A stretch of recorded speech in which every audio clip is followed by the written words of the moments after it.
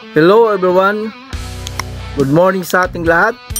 Hoping na nasa mabuti tayong kalagayan. For today's video po, meron ako ditong atay at gizzard ng manok. Ang gagawin ko lang, lalagayin ko muna para palambutin. Linagyan ko ng tubig para sa pagpapakulo. Meron ako patatas, sibuyas, bawang, kamati, at hiniwa ko na ang patatas ng cubes.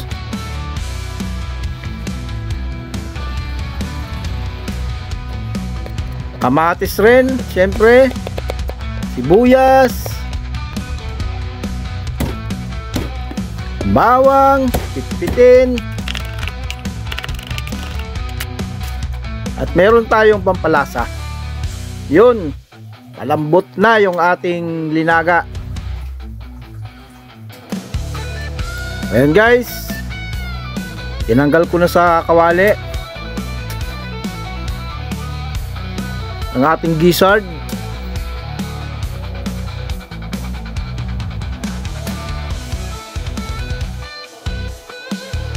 At syempre, maglagay tayo ng mantika.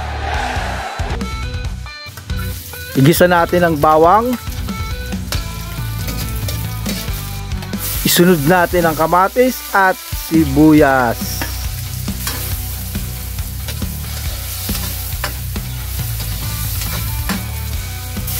Ilagay natin ang gizzard at haluin natin.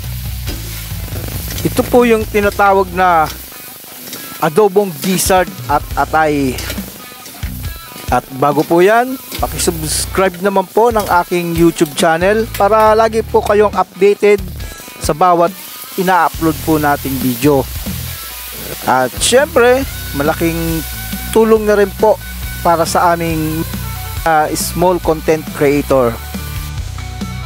At ayun po, naglagay ako ng tubig at nauna yung toyo. Naglagay din po tayo ng pampalasa. Naglagay po tayo ng asukal. Isunod natin ang potato at haluin natin.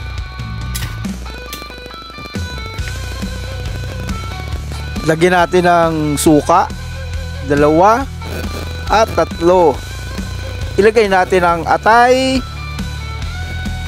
At bago ko linagay ang atay, hinalo ko muna.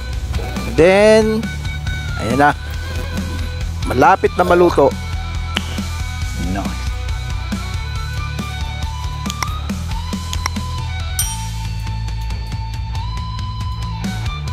Six months later.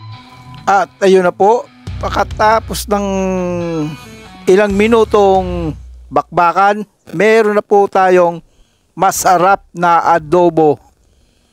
Sa gusto pong magpaluto sa inyo dyan, available po ako at maraming salamat sa inyong panunood.